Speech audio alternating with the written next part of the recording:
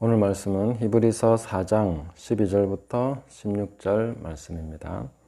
하나님의 말씀은 살아있고 활력이 있어 좌우의 날선 어떤 검보다도 예리하여 혼과 영과 및 관절과 골수를 찔러 쪼개기까지 하며 또 마음의 생각과 뜻을 판단하나니 지은 것이 하나도 그 앞에 나타나지 않음이 없고 우리의 결산을 받으실 이의 눈앞에 만물이 벌거벗은 것 같이 드러나느니라. 그러므로 우리에게 큰 대제사장이 계시니 승천하시니 곧 하나님의 아들 예수시라. 우리가 믿는 도리를 굳게 잡을지어다. 우리에게 있는 대제사장은 우리의 연약함을 동정하지 못하실 이가 아니요 모든 일에 우리와 똑같이 시험을 받으시니로되 죄는 없으시니라. 그러므로 우리는 긍휼하심을 받고 때를 따라 돕는 은혜를 얻기 위하여 은혜의 보좌 앞에 담대히 나아갈 것이니라. 아멘. 오늘은 시작이 굉장히 늦었습니다. 왜냐하면 이 12절, 13절 이 말씀에 이 번역이 좀 뭔가 안 맞아가지고 제 나름대로 이 짧은 헬라어 실력으로 이거 번역을 다시 좀 해보려고 많이 애를 썼는데 어느 정도 그래도 그 의미를 찾은 것 같습니다. 그래서 좀 늦었지만 이제 말씀을 시작하고 있습니다. 여기에 결정적으로 제가 이 번역이 뭔가 문제가 있다 생각했던 것은 13절에 중간에 보시면 우리의 결산을 받으실 이의 눈앞에 이렇게 되어 있는데 여기 우리의 결산이라는 이 결산이 로고스, 단어가 로고스더라고요. 결산이라면 무슨 판단이나 심판이나 아니면 어떤 마무리하는 어떤 그런 의미로서가 아니라 로고스라는 단어를 결산으로 번역했는데 이 개역 한글판에서는 우리를 상관하시는 자의 눈앞에 이런 식으로 번역이 되어 있습니다.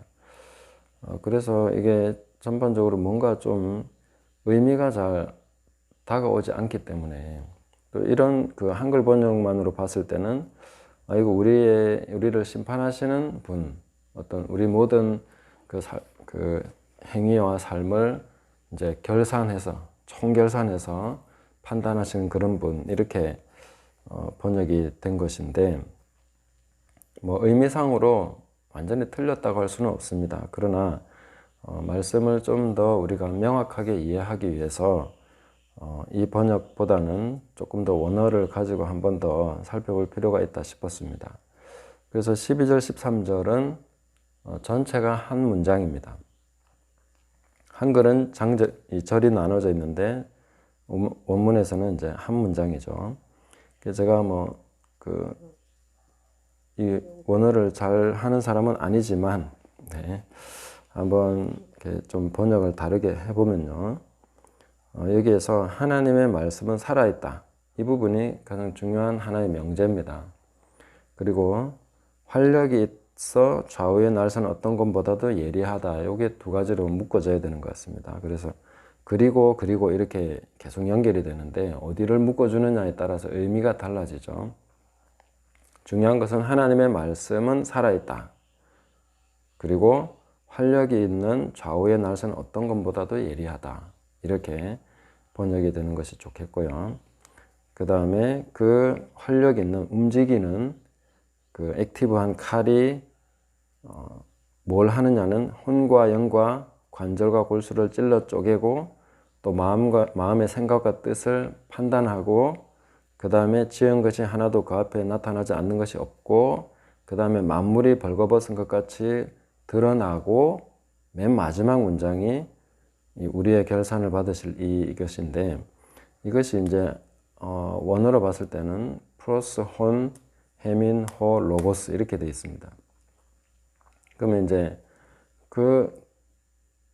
그를 향하여 우리의 말씀이 우리의 말씀으로 이런 식으로 우리가 말씀으로 아니면 우리에게 그 말씀이 이런 식으로 이제 된 것인데 동사가 없습니다. 그러면 이제 이걸 어떤 식으로 봐야 되느냐 하면 제가 볼 때는 전체적으로 제일 첫 번째 명제가 하나님의 말씀이 진실로 살아있다.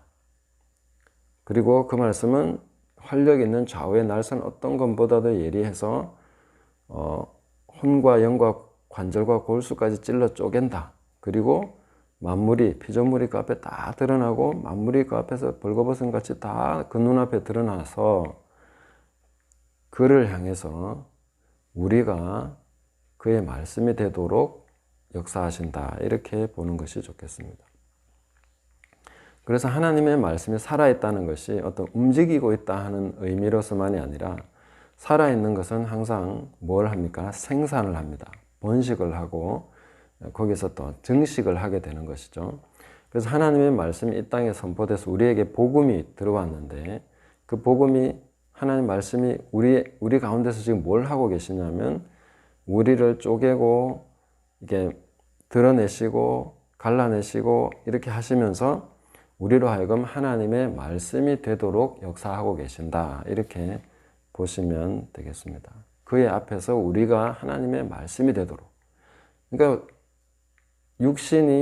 우리 육신이 하나님의 말씀화 되는 거죠. 성육화 되는 것. 저는 이제 말씀이 육신이 되어 오신 분이 예수님이시죠. 그리고 우리 역시 이제 그 예수님을 따르는 자로서 우리 모든 삶이 말씀이 육신이 되는 삶을 살아야 되는 것이죠. 그런 식으로 하나님 말씀이 지금 역사하고 계신다 하는 거죠. 그래서 그 말씀의 작용이 어떻게 되느냐? 혼과 영을 쪼갠다 했습니다. 혼과 영을 구분하는 것이죠. 자, 그럼 혼과 영을 어떻게 구분할 수 있습니까? 어떤 사람은 영적인 거, 뭐 어떤 은사나 뭐 이런 거 하면 영적이라고 생각하는데 고린도전서를 읽어보면 그런 모든 은사를 행했던 우리 고린도 교회를 향해서 사도 바울께서 너희는 육신에 속한 자라고 얘기하고 있습니다. 어린 아이라고 얘기하고 있습니다. 그것은 뭡니까? 영적인 은사를 발휘한다고 해서 그것이 영적인 것이라고 볼 수 없다는 것이죠. 그 영과 혼의 구분은 제가 조금 그냥 알기 쉽게 이해한 만큼만 저도 설명할 수 있으니까 제가 이해한 만큼으로 이렇게 설명을 드린다면 이렇습니다. 혼은 섞여 있습니다. 순수함과 거짓과 위선과 정직과 뭐 어떤 올바름과 또 이렇게 왜곡됨과 이런 모든 것들이 다 뒤섞여 있는 영역이 혼적인 영역입니다. 그래서 말과 행동과 그 존재가 일치하지 않는 거죠. 그래서 이런 것들이 뭐 그냥 따로 놉니다. 우리 모든 사람들이 다 그렇죠. 완전히 일치되는 사람이 있습니까? 그의 존재와 그의 모든 말과 행동이 완전히 일치되는 사람은 없죠. 근데 모든 사람은 그런 모순과 위선과 스스로 속는 것과 이런 것 가운데 계속 지금 살아가고 있는 것이죠. 그게 이제 혼적인 영역입니다. 근데 영이라는 것은 말과 행동과 존재가 일치하는 것입니다. 완전히 똑같습니다. 그래서 그 사람이 그 말을 하면 다른 어떤 의미가 있는 것이 아니고 그리고 다르게 행동하는 것도 아니고 그 존재와 말과 행동이 완전히 일치하는 것이 영입니다. 우리가 영으로 살아간다는 것은 바로 그렇게 사는 것이 영으로 살아가는 것입니다. 그런데 이것이 그냥 인간이 어떤 노력으로 영과 혼과 이게 존재와 말과 행동이 일치하는 것이 아니라 하나님의 말씀이 내 존재와 또 말과 행동으로 같이 일치되는 것. 이게 이제 바로 영적인 삶이다. 이렇게 보면 되겠습니다. 뭐 완전한 설명은 아니지만 제가 지금까지 이해해온 정도에서는 이 정도가 최선의 설명일 것 같습니다. 어쨌든 이 혼적인 부분에서는 모든 것이 혼미하고 섞여 있고 그래서 우리가 깨끗하다고 할 수가 없죠. 근데 혼과 영을 분리시키는 것이 말씀입니다. 우리가 하나님의 말씀이 내 안에 딱 들어오면 그 말씀에 내가 부합하기 위해서 회개해야 되죠. 버릴 것이 생깁니다. 그죠? 옳지 않은 걸 버리는 거죠. 하나님의 말씀이 아니라고 하는 걸 버리기 시작하는 거죠. 그러면 이제 그것을 위해서 내가 그 말씀에 내 말을 일치시켜야 됩니다. 그리고 말을 일치시킬 때 행동이 따라가야 되죠. 그렇게 해서 회개에 합당한 열매를 맺으면서 살아가는 동안에 내 존재를 성령께서 완전히 그에 부합하게 만들어 가시는 과정이 있는 거죠. 그럴 때에 이제 그 사람의 존재와 그 다음에 행동하는 것과 말하는 것이 성경 말씀과 일치되는 것이죠. 우리가 찬송가를 보시면 그런 내용들이 나옵니다. 나의 품은 뜻 주의 뜻같이 되게 하여 주소서 할 때에 주님이 품은 뜻과 그것이 일치하는 거죠.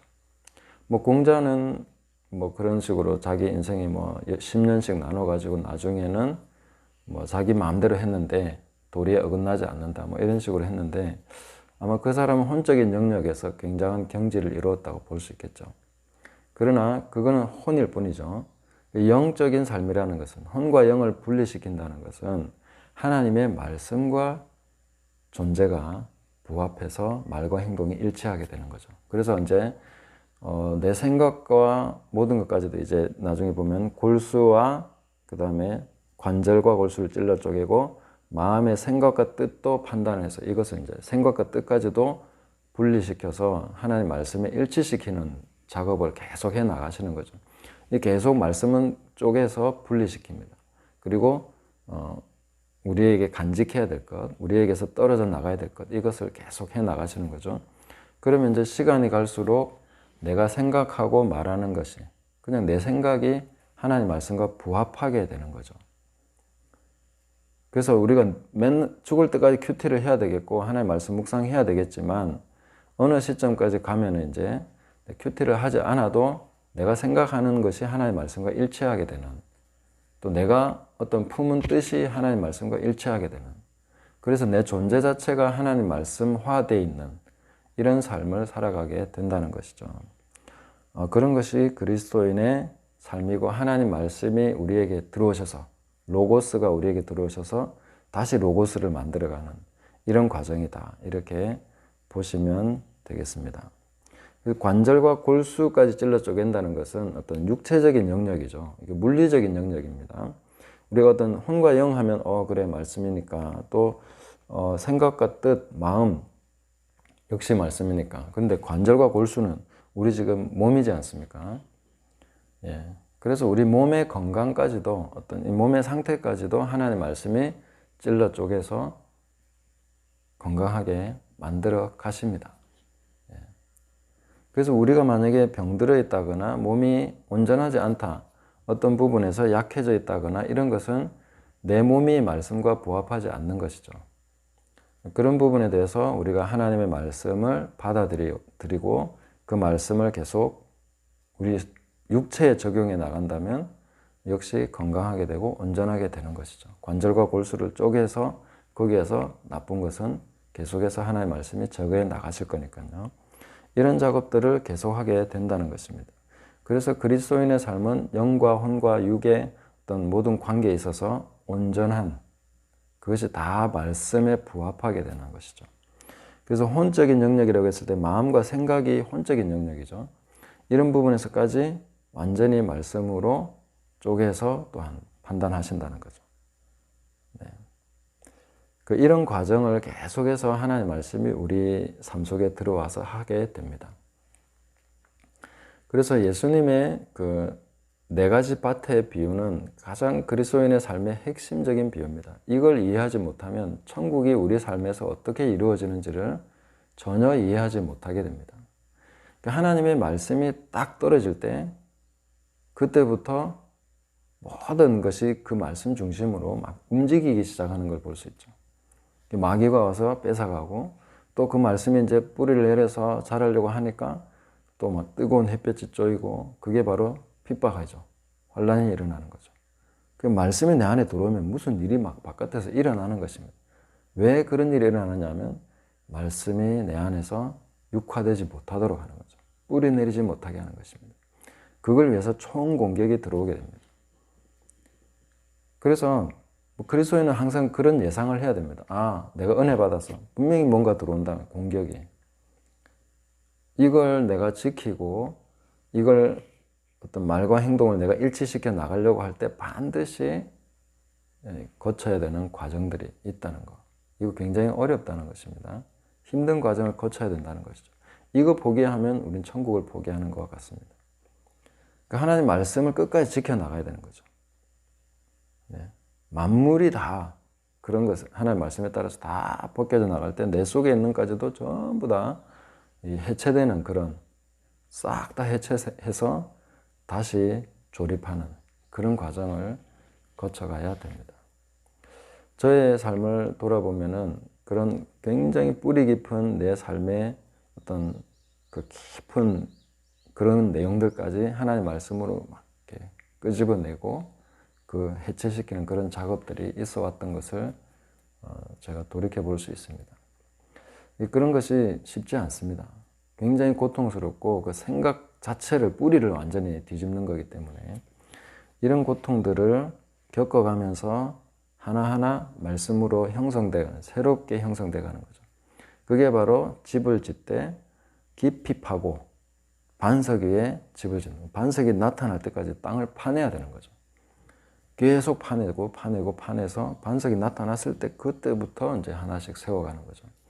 그런 식으로 하나님 말씀이 우리에게 지금 역사해 나가신다는 거죠. 이것이 싫으면 예수님을 믿지 말아야 됩니다. 이거 하기 싫으면 천국 가기 싫은 거나 마찬가지인 거죠.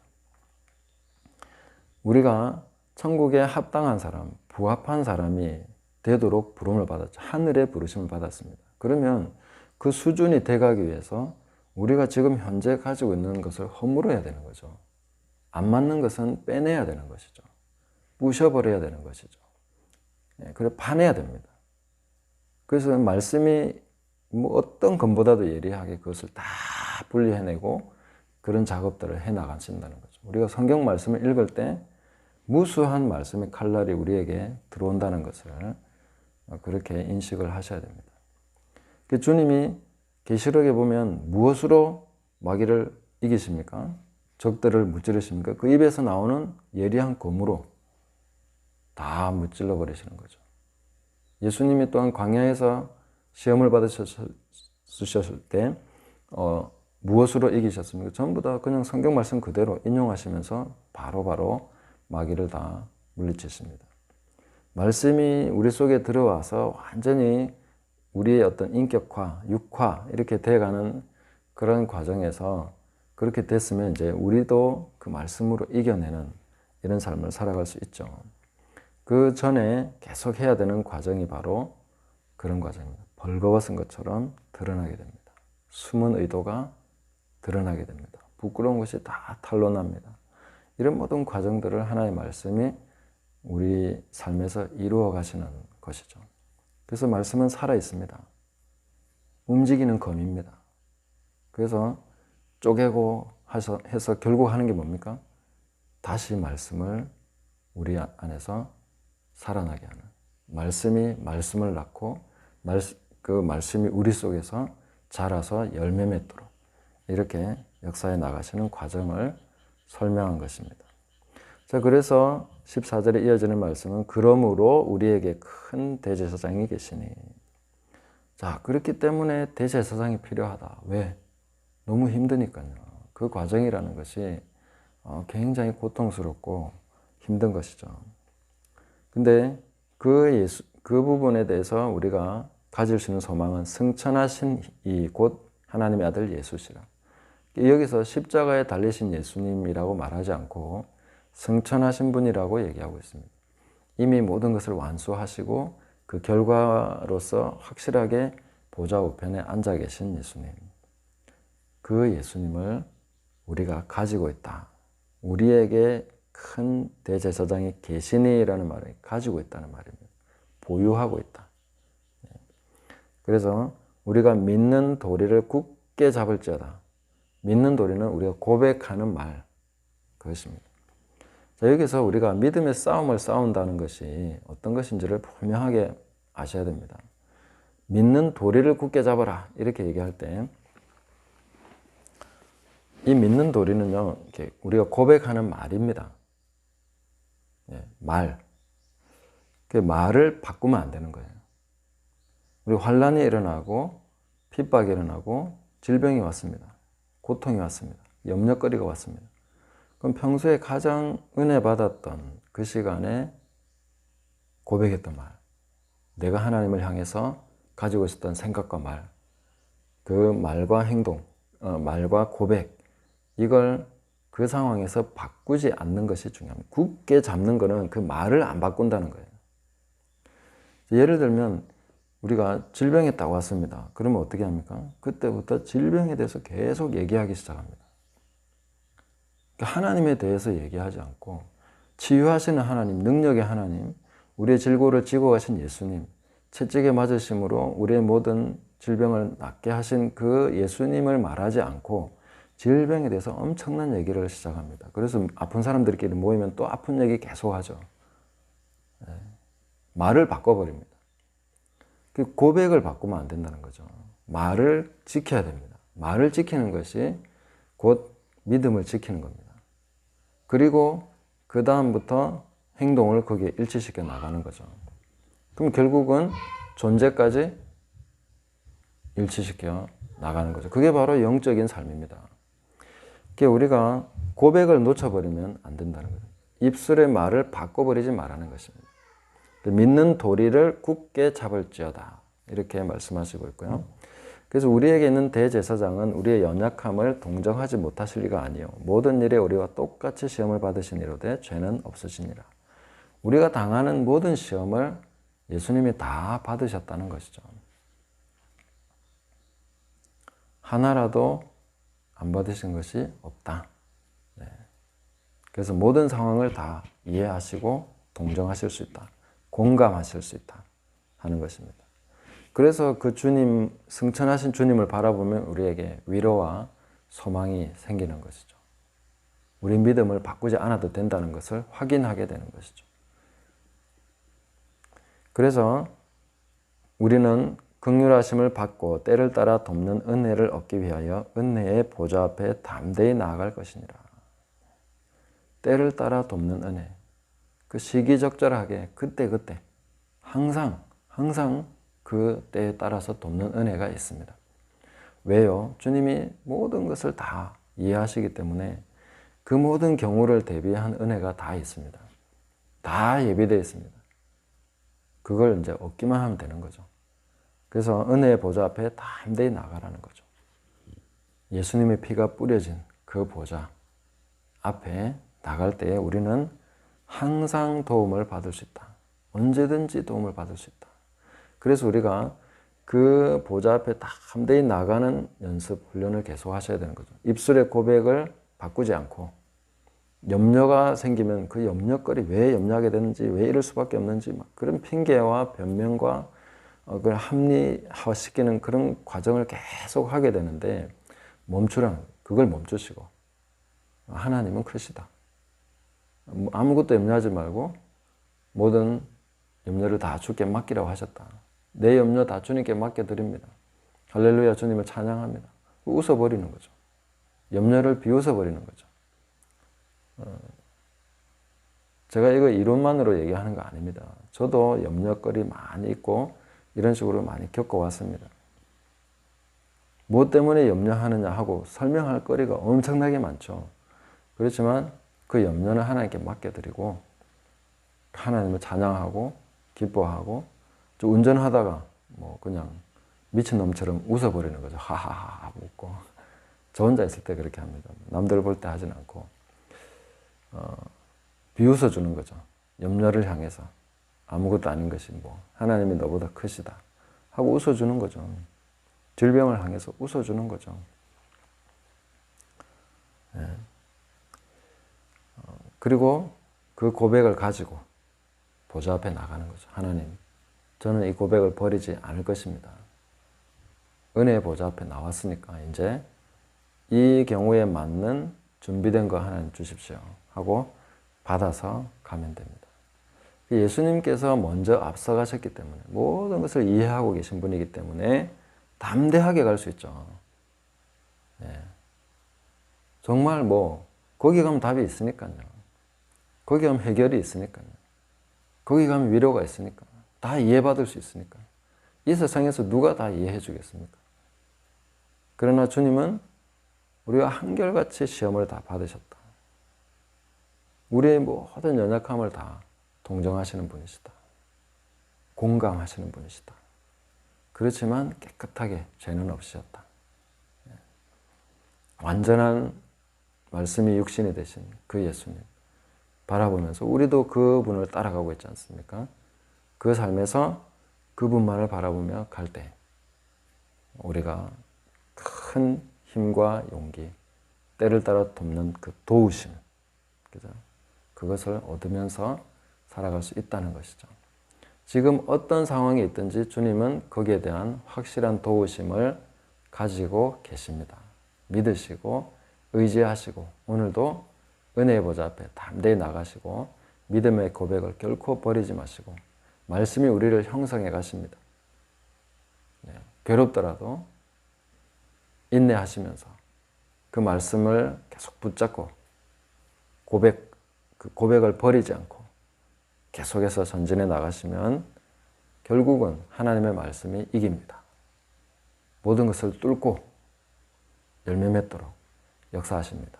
믿으시고 주님을 바라보시고 계속해서 은혜의 보좌로 달려나가시기를 주 예수님의 이름으로 축복합니다.